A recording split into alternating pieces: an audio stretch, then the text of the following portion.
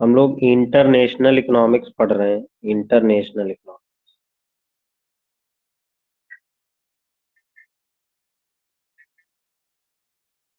International economics. International economics में हम लोग एक थ्योरी पढ़ रहे हैं, उसी को कंटिन्यू करेंगे। वो थ्योरी है interest rate parity theory, short में कहते हैं IRPT थ्योरी। ठीक है, इंटरेस्ट रेट पैरिटी थ्योरी, ब्याज दर समता सिद्धांत। ठीक है ना, ब्याज दर समता सिद्धांत। नमस्ते बेटा, नमस्ते। ब्याज दर समता सिद्धांत बहुत महत्वपूर्ण है। यहाँ से जो है यूजीसी नेट सेट हर जगह पीजीटी में भी क्वेश्चन आते हैं। यहाँ से पीजीटी में बहुत सिंपल क्वेश्चन आते हैं यहाँ से, तो बट पढ़ना जरूरी है। तो इंटरेस्ट रेट पैरिटी तो हमने बता दिया था ना, लेकिन हमने बताया था कि जो ब्याज दर समता सिद्धांत है ये दो तरह का, दो प्रकार का होता है। दो प्रकार का होता है। हाँ, क्या कह रहे हो बेटा? सर इसमें इंटरेस्ट रेट पैरिटी वाले में जो लास्ट में बताए थे कि 72.53 में फिर 73 का मल्टीप्लाई करके निकाल, अरे हाँ डिवाइड करके हाँ, निकालना था, तो उसमें जो है वो तो कम ही आ रहा है 1,05,000 से। लेकिन अगर चलिए जब जब एक्सचेंज रेट कम कर दे रहे हैं, 73 के बजाय अगर 70 या 71 कर दे रहे हैं, तब आ रहा है ज्यादा। अच्छा, चलिए देख ले रहे हैं। ठीक है, तो हमने बताया था कि दो प्रकार का होता है IRPT, interest rate parity theory दो तरह की होती है। एक होती है covered IRPT, covered interest rate parity theory. इसको हिंदी में कवर ही कह सकते हो, कवर ब्याज दर समता सिद्धांत, ब्याज दर समता सिद्धांत। और दूसरा है बेटा अनकवर्ड। और क्वेश्चन आपके एग्जाम में यूजीसी नेट में अनकवर्ड से आया हुआ है, कवर्ड से उसके पहले साल आया। Uncovered IRPT। ठीक है, अकवर ब्याज दर समता सिद्धांत। तो आइए वन बाय वन करेंगे। सबसे पहले हेडिंग लगा लीजिए cover. Covered interest rate parity theory. ठीक है ना, कवर ब्याज दर समता सिद्धांत। तो सबसे पहले इसकी डेफिनेशन लिख लेते हैं और फिर आगे बढ़े। ये covered interest rate parity theory क्या है भाई? तो पहले इसको लिख लो, फिर आगे बढ़ो। दिस इज एन, लिख लो, this is an arbitrage, this is an arbitrage where an investor capitalizes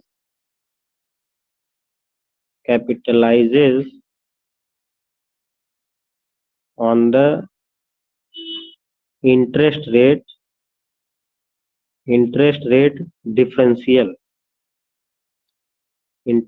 differential between two countries using forward contract, using forward contract to cover the exchange rate risk।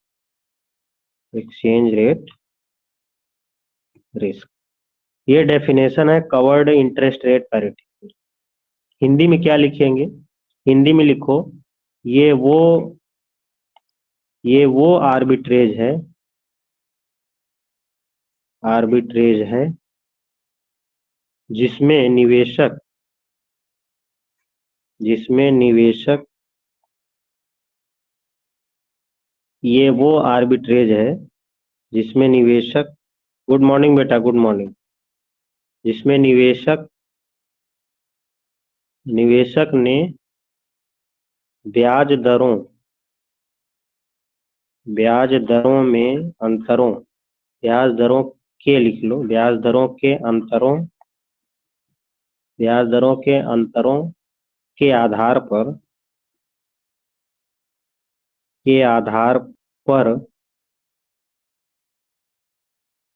ब्याज दरों के अंतरों के आधार पर ही लाभ कमाना है। क्योंकि आगे लिख लो, क्योंकि दो देशों में ब्याज दर में अंतर है, ब्याज दरों में अंतर है, ठीक है ना, ब्याज दरों में अंतर है। और आगे लिखो, और वह यहाँ पर फॉरवर्ड कॉन्ट्रैक्ट करता है। फॉरवर्ड कॉन्ट्रैक्ट का मतलब फ्यूचर कॉन्ट्रैक्ट, अग्रिम लेन देन करता है, जिससे वो एक्सचेंज रेट रिस्क को कवर कर लेता है, विनिमय दर रिस्क जोखिम को कवर कर लेता है। सभी लोगों ने लिख लिया, हिंदी इंग्लिश दोनों? क्यों भाई, सभी लोगों ने लिख लिया? यानी covered interest rate parity theory क्या कहती है कि इसमें दो कंट्री जो है आपस में, दोनों कंट्री में जो रेट ऑफ इंटरेस्ट का डिफरेंस होता है उसका लाभ कमाने का प्रयास करते हैं। क्यों? क्योंकि दोनों कंट्री में जो है रेट ऑफ इंटरेस्ट डिफरेंट है, लेकिन यहाँ पर वो लोग, अब भाई लाभ कमाने के उद्देश्य में एक चीज वो रिस्क उठाते हैं। अगर वो फॉरवर्ड कॉन्ट्रैक्ट कर लेते हैं तो वो रिस्क कवर कर ले जाते हैं, तो उसको बोलते हैं कवर्ड इंटरेस्ट रेट पैरिटी। अगर वहीं वो लोग फॉरवर्ड कॉन्ट्रैक्ट ना करें और भविष्य में, मतलब भविष्य में क्या विनिमय दर होगी उनको अगर आज ही पता चल जाए, फॉरवर्ड कॉन्ट्रैक्ट का मतलब समझ रहे हो ना, कि भविष्य में जो ब्याज दर, विनिमय दर होने वाली है, विनिमय दर मतलब भविष्य में आपका जो रुपया है वो कितने डॉलर में है, ये आप अगर आपको आज ही पता चल जाए, आज ही आपका कॉन्ट्रैक्ट हो जाए विदेशी बैंकों से कि भैया हम तुमको इतना रुपए देंगे तो इतना हमें डॉलर दे देना, या डॉलर इतना देंगे तो इतना हमें रुपया दे देना, तो आज ही अगर कॉन्ट्रैक्ट हो जाए तो आपको पता चल जाएगा ना कि आज ही हमें पता है कि कल इतना डॉलर हमें मिलना, इतना डॉलर हम देंगे तो इतना रुपए मिल जाएंगे, तो इसको बोलते हैं फॉरवर्ड कॉन्ट्रैक्ट, अग्रिम लेन। तो आज ही आपको अगर पता चल जाए कि जो हमारा रिस्क है, विदेशी विनिमय जोखिम है, वो अगर पूरा हो जाता है, आज ही पता चल जाए, तो आपका जो रिस्क है वो कवर हो गया ना, आप अपने रिस्क को कवर कर सकते हो। इसीलिए इसको covered interest rate parity theory बोलते हैं, कि जो फ्यूचर में आपको रिस्क है कि हम निवेश करेंगे तो हमें हानि भी हो सकती है, लाभ भी हो सकता है, अगर वो आज ही आपको पता चल जाए कि वो रिस्क नहीं है, रिस्क कवर हो जाएगा, तो उसको बोलते हैं covered interest rate parity. Covered interest rate parity समझ में आया कि नहीं भाई? बताओ, क्लियर है?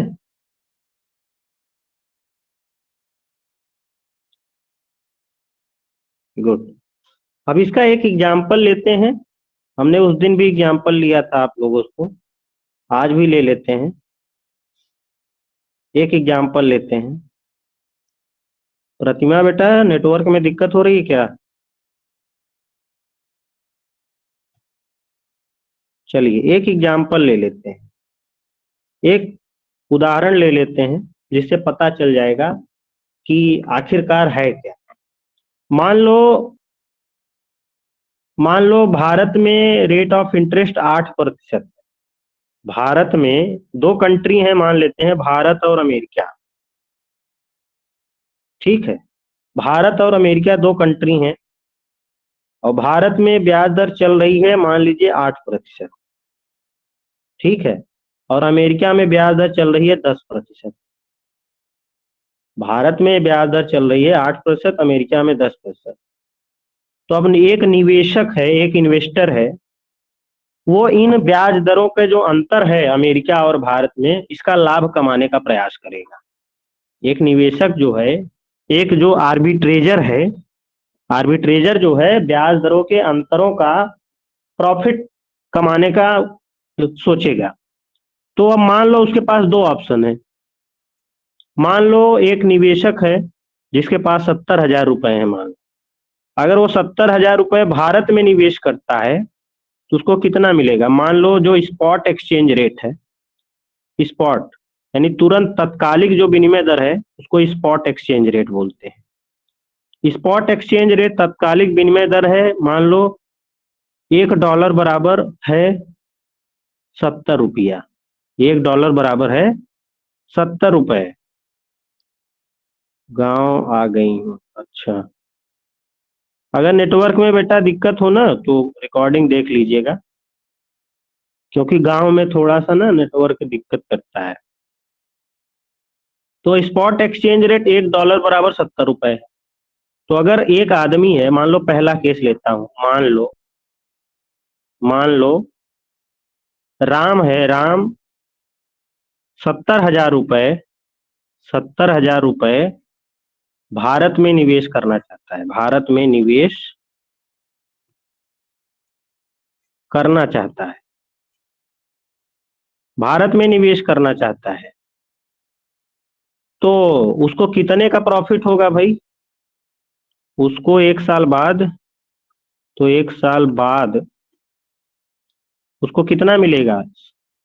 70,000 का 8% कितना होगा? 70,000 का 8% कितना होगा? नहीं भाई, 5,600। 70,000 का 8% कितना होगा? 5,600। तो उसको कितने का प्रॉफिट कितना मिलेगा? 75,600 रुपए मिलेंगे। समझ में आया ना? अगर वो भारत में निवेश कर, अगर वो भारत में निवेश करता है। वहीं दूसरा ऑप्शन ले लेते हैं। मान लो वही वो 70,000 रुपए मान लो अमेरिका में निवेश करना चाहता है। कहाँ निवेश करना चाहता है? अमेरिका में। तो ये बताओ, अमेरिका में रुपए में तो इन्वेस्टमेंट होगा नहीं। अब रुपए को अमेरिका में निवेश करने के लिए रुपए को हमें डॉलर में कन्वर्ट करना पड़ेगा। तो 70,000 को हमें डॉलर में कन्वर्ट करना पड़ेगा। $1 बराबर 70 रुपए है। तो 70,000 में कितना डॉलर हो जाएगा? $1,000। 70,000 में 70 से डिवाइड कर दोगे तो कितना बचेगा? 0077 कट जाएगा, 1,000 बचेगा। तो अमेरिका में वो $1,000 निवेश करेगा। तो एक साल बाद कितना मिलेगा? है भाई, एक साल बाद उसको कितना मिलेगा? $1,000 का 10%, $100 हुआ। तो $1,100, $1,100 मिलेगा उसको एक साल बाद।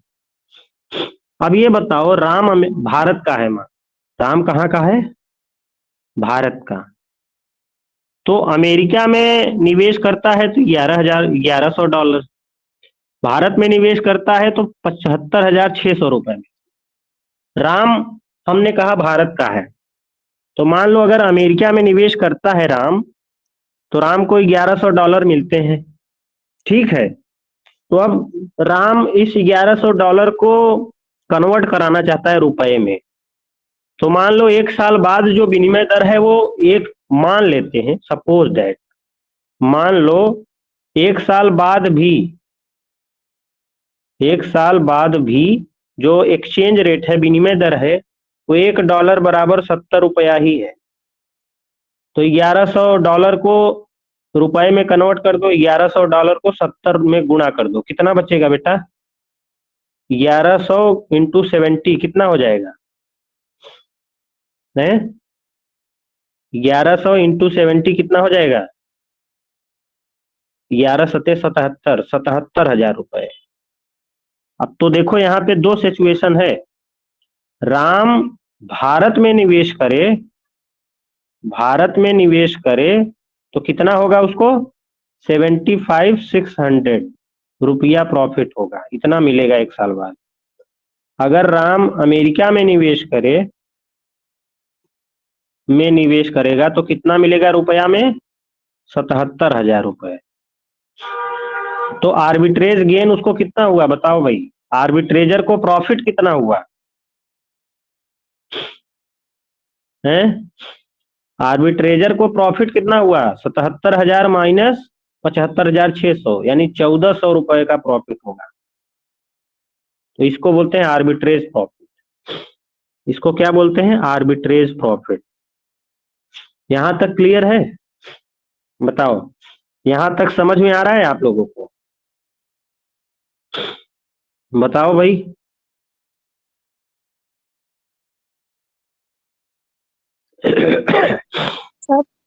सर वो हाँ, भारत वाला समझ में पिछले वाले स्लाइड में भारत वाला आया, एक बार सर अमेरिका वाला समझा दीजिए। अमेरिका में क्या हुआ कि देखो 70,000 रुपए हमारे पास था, 70,000 को हमने स्पॉट रेट पर कन्वर्ट किया, डॉलर चाहिए ना अमेरिका में निवेश करने के लिए। तो $1 बराबर 70 रुपए है, तो 70,000 में कितने डॉलर? $1,000, क्योंकि एक डॉलर जो है 70 रुपए के बराबर। तो 70,000 रुपया जो है कितने डॉलर के बराबर होगा? $1,000। तो $1,000 जो है राम जो है अमेरिका में निवेश कर देता है, तो एक साल बाद उसको कितना मिलेगा? 10% ब्याज मिलेगा $1,000। तो 10% ब्याज हो जाएगा, कितना हो जाएगा? $1,100। $1,100 जो है एक साल बाद उसको मिलेगा। अब बस ये राम भारत का है तो $1,100 को कन्वर्ट कराना चाहेगा ना रुपया में। तो मान लो एक साल बाद भी जो विनिमय दर है वो यही है, एक डॉलर बराबर 70 रुपए। तो 1100 को इस एक्सचेंज रेट पर कन्वर्ट करोगे, कितना हो जाएगा? 11 सत्ते 77, 77,000 रुपए हो जाएंगे। 77,000 रुपए। तो राम अगर अमेरिका में निवेश करता है तो 77,000 मिलेगा, भारत में निवेश करेगा तो 75,600। तो राम को निवेश कहाँ करना चाहिए? अमेरिका में, क्योंकि वहां पे उसको प्रॉफिट ज्यादा होगा, उसको मूल से ज्यादा वहां पे ज्यादा मिल रहा है। वहां पर वो 7,000 का अमेरिका में निवेश कर रहा है तो 7,000 लगभग प्रॉफिट हो रहा है, क्योंकि उसके पास 70,000 था ना, तो 7,000। और वहीं भारत में निवेश कर रहा है तो 5,000, 6 से प्रॉफिट हो रहा है। समझ में आया ना? तो राम को कहाँ निवेश करना चाहिए? राम को निवेश करना चाहिए अमेरिका। क्लियर हुआ? समझ में आया रूपम?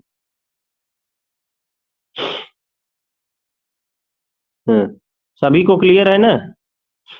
दीक्षा समझ में आ रहा है? काजोल, जया, कृपानंद क्लियर है? हाँ, एकदम सेम क्वेश्चन आया था, एकदम यही क्वेश्चन मान लो आया हुआ है आपके इकोनॉमिक्स वाले यूजीसी नेट में। अब देखो यहाँ पर कवर्ड का थोड़ा सा मतलब बताना चाहूंगा। अब देखो यहाँ पर हमने स्पॉट रेट क्या मान लिया? $1 बराबर 70 रुपए एक साल बाद भी है, बट ये कुछ भी हो सकता है, आप इसको अंडर एस्टिमेट नहीं कर सकते हो।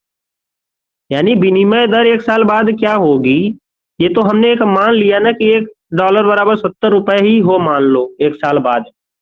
लेकिन ये एक डॉलर बराबर 60 रुपए भी तो हो सकता है, $1 बराबर 80 रुपए भी तो हो सकता है। अगर $1 बराबर 80 रुपए हो गया तो 11 अट्ठे 88,000 कमाएंगे। लेकिन $1 बराबर अगर 60 रुपए हो गया तो 11 66,000 बस कमाएंगे, घाटा हो जाएगा अमेरिका में निवेश करने से, बल्कि भारत में निवेश करेगा अगर। यानी कुल मिला के ये विनिमय दर फ्यूचर में क्या होगी, ये इसके ऊपर डिपेंड करेगा। यानी रिस्क है ना, क्यों भाई? यानी निवेशक को रिस्क बना हुआ है कि भैया भविष्य में विनिमय दर क्या होगी, एक साल बाद विनिमय दर क्या होगी, एक्सचेंज रेट क्या होगा। तो इस रिस्क को कवर करने के लिए निवेशक क्या करता है, फॉरवर्ड कॉन्ट्रैक्ट करता है। क्या करता है, फॉरवर्ड कॉन्ट्रैक्ट करता है, अग्रिम लेन देन करता है। अग्रिम लेन देन का मतलब कि वो विदेशी बैंक के पास जाएगा, कहेगा भैया हमको कॉन्ट्रैक्ट करना है, अगर मैं तुम्हारे पास पैसा डॉलर लेके आऊंगा तो हमें कितने रेट पे तुम दोगे। तो कहेगा मान लो चलो हम तुम्हें 75 में दे देंगे, $1 बराबर 75। बट तुम्हें आज ही कॉन्ट्रैक्ट करना पड़ेगा, भविष्य में क्या होगा तुमसे नहीं मतलब है। आज तुम कॉन्ट्रैक्ट करो तो तुम्हें $1 बराबर 75 रुपए दे देंगे। तो देखेगा अपना गुणा भाग गण सब अपनाएगा, देखेगा कि भैया तब तो हमें प्रॉफिट है, हमें बहुत प्रॉफिट है। एक डॉलर बराबर 75 रुपए मिलेंगे, या 80 रुपए, मान लो 80 रुपए वो कह दिया 80 रुपए हम देंगे तुम्हें। तो क्या करेगा, 11×8 = 88 गुणा भाग करेगा, अब देखेगा कि हमें 88,000 का प्रॉफिट होगा अगर हम अमेरिका में निवेश करेंगे। अगर वो अमेरिका में निवेश करेगा, अगर बैंक कह दिया कि $1 बराबर हम तुम्हें 80 रुपए देंगे, अग्रिम अनुमान हो गया, तो इसका मतलब क्या है, उसका रिस्क कवर हो गया ना, फॉरवर्ड कॉन्ट्रैक्ट करने से उसका जो जोखिम था उससे वो बरी हो गया, उसका जो रिस्क है वो कवर हो गया। क्यों, क्योंकि अब उसको पता चल जाएगा, वो गुणा भाग लगाएगा कि 70,000 में वहां इन्वेस्ट करेंगे तो हमें इतना मिलेगा, 70,000 यहाँ इन्वेस्ट करेंगे तो 88,000 मिलेगा। तो प्रॉफिट कहाँ ज्यादा है, अमेरिका में। तो उसको पता चल गया अमेरिका में निवेश करना चाहिए। कहाँ करना चाहिए, अमेरिका में। क्यों, क्योंकि वो अग्रिम अनुमान के तहत पता चल गया, अग्रिम कॉन्ट्रैक्ट के तहत, कि हमें प्रॉफिट कहाँ है, हमारा रिस्क जो है कवर हो गया ना। इसको बोलते हैं फॉरवर्ड कॉन्ट्रैक्ट, इसीलिए इसको क्या बोला जाता है, कवर्ड इंटरेस्ट रेट पैरिटी। समझ में आया ना, क्यों भाई, क्लियर है। कवर्ड किस लिए बोला गया बताओ, सभी को क्लियर है। अब जरा एक चीज और भी ध्यान में रखो, अब यहाँ पर अगर एक राम को पता चल गया कि भैया हमें अमेरिका में निवेश करना है, कहाँ करना है, अमेरिका में निवेश करना है, राम को ये पता चल गया, यानी फॉरवर्ड कॉन्ट्रैक्ट किया तो सब आज ही राम को पता चल गया ना। तो आज ही क्या है, भविष्य में कितने रेट पर हमें मिलेगा, 80 रुपए पर मिलेगा, आज 70 पे है, तो ये सब गुणा भाग के उसको पता चल गया कि हमें अमेरिका में निवेश करना है। तो अब वो क्या करेगा, वो अपना 70,000 रुपए नहीं लगाएगा, अब वो डिसाइड करेगा कि भैया हम अपने 70,000 काहे लगाएं। 70,000 वो अपने एम्प्लॉय को बोलेगा, उसका जो कर्मचारी होगा वो कहेगा 70,000 तुम लेके जाओ घर पे, मैं आता हूँ। तो एम्प्लॉय पूछेगा क्यों सर, ऐसा क्यों है, कहे मैं बिना पैसे के पैसा बनाऊंगा। राम क्या बोलेगा कि मैं बिना पैसे के पैसा बनाऊंगा, तुम देखते रहो, तुम अपना 70,000 रुपए ये जाके जो है बैंक में अपने रख दो, एकदम सुरक्षित अपने घर में रख दो, मैं बिना पैसे के पैसा बनाऊंगा। तो एम्प्लॉय पूछेगा कैसे सर, तो आइए समझते हैं कैसे। अब उसको पता चल गया कि अमेरिका में निवेश करना है हमें, तो राम क्या करेगा, राम जो है 70,000 रुपए भारत से, भारतीय बैंक से उधार लेगा। 70,000 रुपए भारतीय बैंक से क्या करेगा, उधार लेगा। किस ब्याज दर पर, 8% की ब्याज दर। तो उसको 1 साल बाद कितना वापस करना पड़ेगा, 75,600 रुपए राम को वापस करना पड़ेगा 1 साल बाद। लेकिन राम को तो सब पता है ना कि हम उससे 70,000 का उधार लेंगे, उसको 1 साल बाद 75,600 देना है। लेकिन राम को पता है कि उधार लेके अमेरिका में निवेश करेंगे और अमेरिका में हमें 10% ब्याज और प्लस 80%, $1 बराबर 80 रुपए है, तो इस विनिमय दर पर हमें कन्वर्ट भी रुपया हो जाएगा, तो हमें कुल मिला के 88,000 का प्रॉफिट होगा। तो 88,000 में 75,600 भारत में आकर के दे देंगे भारतीय बैंक को, अब जो टोटल गेन होगा वो हमें प्रॉफिट हो जाएगा।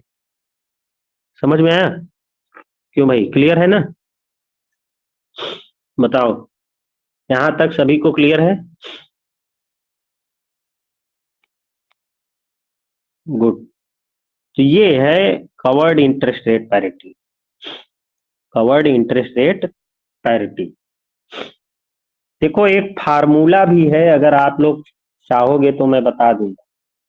एक फार्मूला भी है जिसके द्वारा आप लोग पता लगा सकते हो कि कहाँ निवेश करना है, कहाँ नहीं निवेश करना है। तो covered interest rate parity theory का कंडीशन क्या है, covered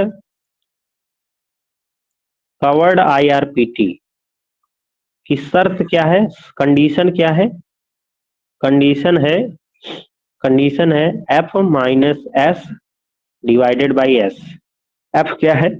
forward exchange rate. S क्या है? स्पॉट एक्सचेंज रेट, तात्कालिक विनिमय दर, अग्रिम विनिमय दर डिवाइडेड बाई अग्रिम विनिमय दर, बराबर क्या होता है? बराबर है एफ माइनस एस, या फिर इसको एक तरह से और लिख सकते हो, थोड़ा सरल माध्यम से लिख देता हूं कि मान लो F minus S minus one, F minus S minus one बराबर 1+RI डिवाइडेड बाई 1+RF। ये RI क्या है? इंडिया का एक्सचेंज है विनिमय दर, वो इंडिया का ब्याज दर, इंटरेस्ट रेट। एफ फॉरेन का इंटरेस्ट रेट, विदेशी ब्याज दर, -1। इसी को बोलते हैं covered interest rate parity condition. यह है covered interest rate parity condition. थोड़ा सा एक एक टर्म समझ लेते हैं। दिस इज व्हाट, ये क्या है? इसको बोलते हैं प्रीमियम, इसको बोलते हैं प्रीमियम इन डॉलर, डॉलर में प्रीमियम, डॉलर में प्रीमियम, ठीक है ना, डॉलर में प्रीमियम, प्रीमियम इन डॉलर या डॉलर में प्रीमियम लिख सकते हो। दिस इज व्हाट, ये क्या है? ये इंटरेस्ट रेट डिफरेंशियल है, इंटरेस्ट रेट डिफरेंशियल है, ब्याज दर अंतर। ठीक है ना, ब्याज दर अंतर। अगर मैं उसी एग्जाम्पल का उदाहरण लूं, जो अभी हम लोगों ने किया है, तो फॉरवर्ड एक्सचेंज रेट कितना था बेटा? फॉरवर्ड एक्सचेंज रेट कितना था? 80, ठीक है ना। और स्पॉट एक्सचेंज रेट कितना था? 70 -1 बराबर इंटरेस्ट रेट डिफरेंशियल। ऐसे ही निकाल लो। भारत में कितना था इंटरेस्ट रेट? क्यों भाई, भारत में कितना था? 8%, और अमेरिका में 10%, तो 2% का डिफरेंस हो गया। ब्याज दरों में अंतर कितना हो गया? 2% का। तो यहां से इसका निकाल लो, 80, 70 एकम 70, 80 में से 70 घटाओगे 10/70, तो 10/70, इसको परसेंटेज में बदलना पड़ेगा, तो गुणा 100 कर दो, बराबर 2%। तो देखो कितना आएगा बेटा, 0 0 10 धम्मा काटो भाई, कितना आएगा? 10% आएगा क्या ना? 0 0, क्यों भाई, 10% आएगा ना? 10/70.7, हाँ, कितना आएगा? करो भाई गुणा भाग, आप लोग कर लो जल्दी से, कितना आ रहा है?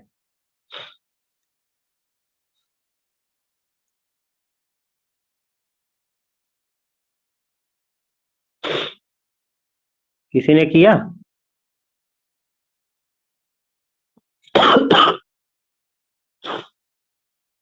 बताओ भाई,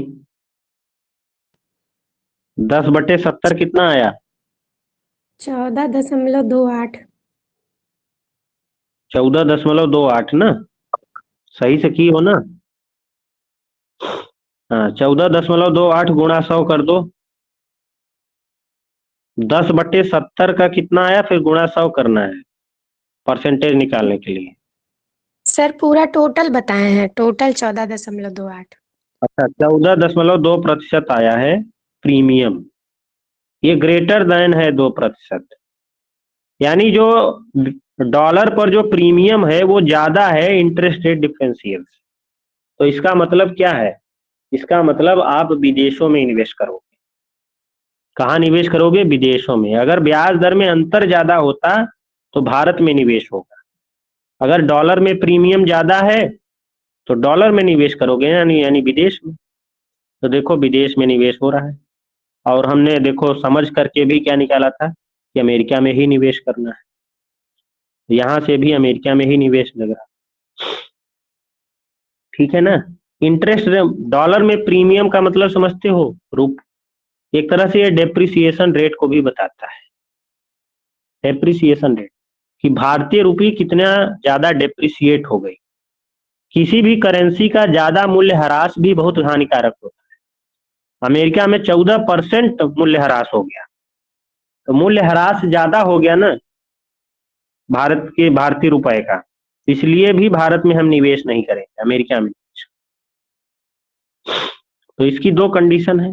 अगर ये ग्रेटर देन है, अगर F minus S minus one is greater than interest rate differential, ब्याज दर के अंतर का जो डिफरेंस है वो कम है, तो हम कहाँ निवेश करेंगे?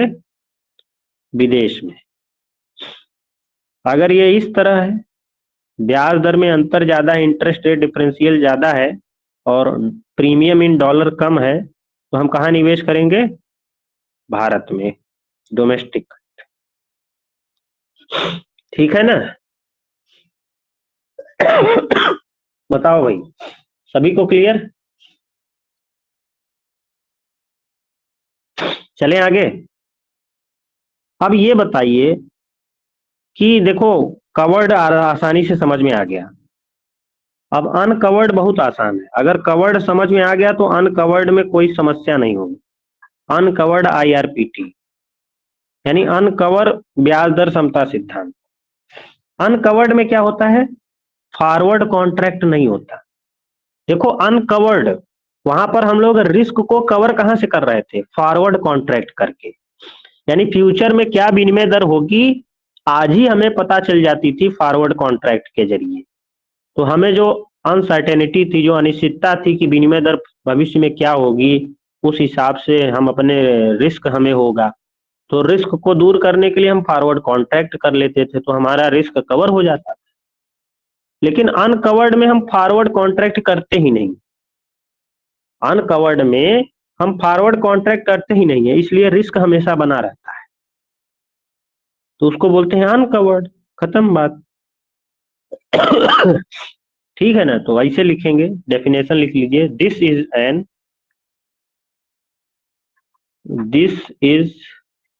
N arbitrage this is an arbitrage whereby an investor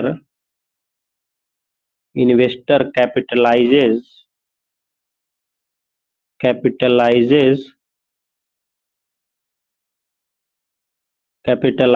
interest rate differential capitalizes on interest rate differential, एकदम सेम डेफिनेशन है, differential between two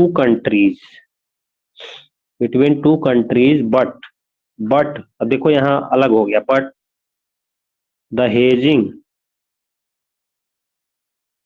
hedging is not done hedging is not done, यानी रिस्क को कैसे cover कर रहा था? Forward contract. तो hedging is not done मतलब वो फॉरवर्ड कॉन्ट्रैक्ट नहीं कर रहा है, रिस्क को दूर करने के लिए फॉरवर्ड कॉन्ट्रैक्ट नहीं कर रहा है, अग्रिम लेन देन नहीं कर रहा है। एंड इन्वेस्टर इज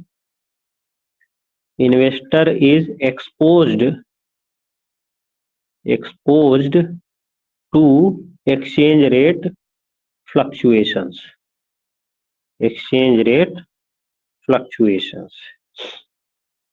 यानी वो एक्सचेंज रेट फ्लक्चुएशन से जो रिस्क होगा उसको दूर नहीं कर रहा है, हेजिंग नहीं कर रहा है, फॉरवर्ड कॉन्ट्रैक्ट नहीं कर रहा है, वो उस रिस्क को सहन करना चाहता है, तो उसको बोलते हैं uncovered interest rate parity theory. Uncovered interest rate parity theory समझ में आई ना? हिंदी में लिख लोगे ना कि लिखवा दें ये भी? क्योंकि वही डेफिनेशन है, बस उसमें अग्रिम अनुमान था, इसमें अग्रिम अनुमान नहीं होता, हेजिंग नहीं होता। वो विनिमय दरों में जो उतार चढ़ाव होता है उसको जो है, उससे जो रिस्क होता है उसको ग्रहण करता है। समझ में आया ना? क्यों भाई?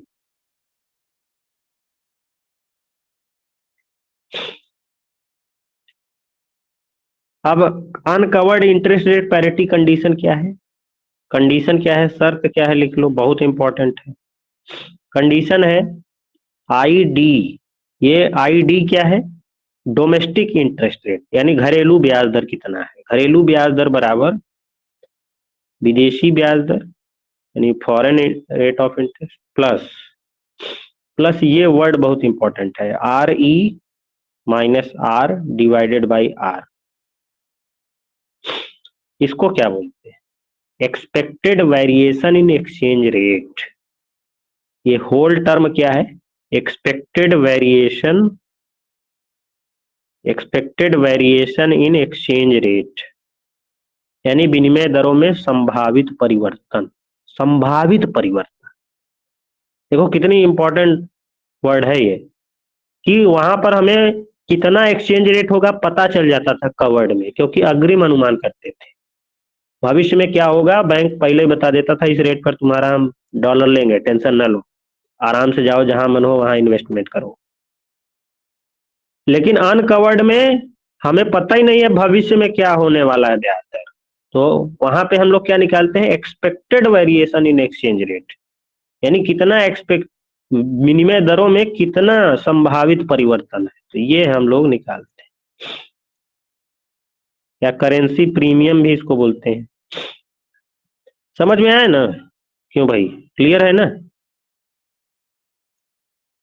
बताओ। हाँ, तो इसमें दो कंडीशन है। में लिखवा दो अनकवर्ड वाले को सर। अभी मैंने बोला था आपसे कि हिंदी में लिखवाना है कि नहीं ये बोलो, तो आप लोगों ने कोई नहीं बोला। अब आगे बढ़ गए हैं तो अब कह रहे हो हिंदी में लिखवा दो, हैं? ऐसे थोड़ी होता है यार। लिख लो, हिंदी में लिखो, बोल रहा हूं लिखो जल्दी।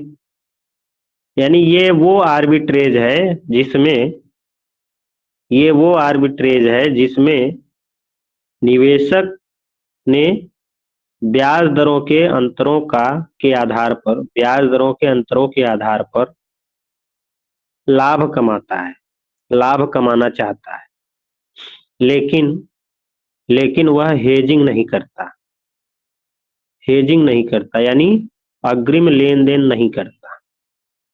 लेकिन वह हेजिंग नहीं करता, अर्थात अग्रिम लेन देन नहीं करता, जिससे जिससे वह विनिमय दरों के उतार चढ़ाव के द्वारा, जिससे वह विनिमय दरों के उतार चढ़ाव के द्वारा जो उत्पन्न जोखिम है उसको ग्रहण करता है, उसको ग्रहण करता है। यानी उसका रिस्क जो है, जो जोखिम है वो अनकवर्ड है, कवर नहीं कर पाता वो। क्यों? क्योंकि वो अग्रिम अनुमान नहीं करता है। लिख लियो? क्यों भाई, लिख लिया? हो गया सर। Very good. ये सब लिख लेना चाहिए बेटा, जब हम समझाएं ना बहुत। अब हर चीज मैं लिखूंगा बोलूंगा दोनों चीज करूंगा ना, तो फिर ज्यादा टाइम वेस्ट होगा। अगर एक ही चीज मैं करूं, लिखूं और समझाऊं ऐसे ओरली, तब ज्यादा सही लगेगा ना। चलिए, तो इसमें दो कंडीशन है। पहली कंडीशन है, पहला क्या है कि अगर आईडी यानी घरेलू ब्याज दर अधिक है, घरेलू ब्याज दर अधिक है विदेशी ब्याज दर प्लस ये जो expected variation in exchange rate है उससे, R E minus R divided by R, इससे अगर अधिक है तो हम कहाँ निवेश करेंगे? भारत में निवेश करेंगे, भारत में निवेश करेंगे। यानी अगर घरेलू यानी भारत में ब्याज दर अधिक मिल रही है और अमेरिका में ब्याज दर कम मिल रही है, ये आई है, यानी फॉरेन इंटरेस्ट रेट, विदेशों में ब्याज दर कम मिल रही है, प्लस जो एक्सपेक्टेड वेरिएशन है एक्सचेंज रेट में, यानी विनिमय दरों में संभावित परिवर्तन, विनिमय दरों में संभावित जो परिवर्तन है वो भी जुड़ा हुआ है। दोनों जुड़ करके भी अगर कम है घरेलू ब्याज दर से, तो भारत में निवेश करना है, क्योंकि भारत में ब्याज दर ज्यादा मिल रही है। अगर वही दूसरी कंडीशन अगर भारत में जो ब्याज दर है वो कम है, विदेशी ब्याज दर प्लस विनिमय दरों में संभावित परिवर्तन से, तो हम कहाँ निवेश करेंगे भाई? अमेरिका में निवेश करेंगे। कहाँ निवेश करेंगे? विदेश में निवेश करेंगे। ठीक है ना, समझ में आया ना? तो आइए एक एग्जाम्पल भी कर लेते हैं तो मजा आ जाए। वही वाला एग्जाम्पल ले लो ना। कौन सा? मान लो ये वाला एग्जाम्पल लेते हैं, जो यूजीसी नेट में क्वेश्चन आया है वो एग्जाम्पल ले लेते हैं। यूजीसी नेट में क्वेश्चन आया है कि मान लो भारत में विनिमय दर है 6%, वो भारत में रेट ऑफ इंटरेस्ट ब्याज दर है 6%, और अमेरिका में ब्याज दर है 4%। यही यूजीसी नेट में क्वेश्चन आया है जो मैं लिखवा रहा हूँ। भारत में ब्याज दर है 6%, अमेरिका में 4% है। ठीक है ना? ये उल्टा देख रहा हूँ यार, कि भारत में 4% है, सॉरी, भारत में 4% है, अमेरिका में 6% ऐसे। ठीक है ना? और कह रहा है कि 80 रुपए स्पॉट एक्सचेंज रेट है, यानी तात्कालिक विनिमय दर जो है वो $1 बराबर 80 रुपए है। ठीक है ना? और एक्सपेक्टेड जो विनिमय दर है वो इंक्रीज कर जाएगी 1 साल बाद, कह रहा है कि $1 बराबर 84 रुपए हो। तो आप लोग बताइए, अब क्वेश्चन ये कह रहा है कि under the uncovered interest rate parity theory, जो एक निवेशक है वो कहाँ निवेश करेगा, अमेरिका में कि भारत में? जल्दी जल्दी आप लोग बताओ। अनकवर्ड इंटरेस्ट रेट के अंतर्गत एक निवेशक कहाँ निवेश करेगा, भारत में निवेश करेगा कि अमेरिका में?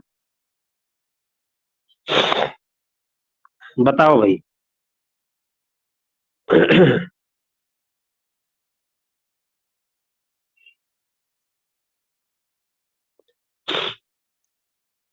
कौन बता रहा है?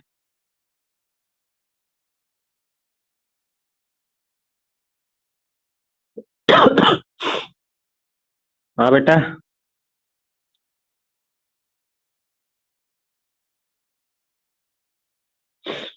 जल्दी जल्दी करिए आप लोग, फार्मूला में यूज करना है।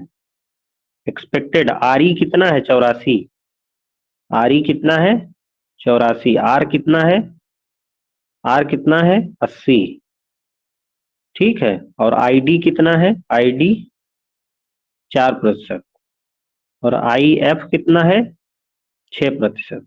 सारी वैल्यू रख दो, क्यों ज्यादा है देख लो, वहीं निवेश करना है। तो जरा रख दो। आईडी कितना है बेटा? आईडी कितना है? आईडी 4%। आर एफ कितना है? 6%। प्लस आर ई कितना है?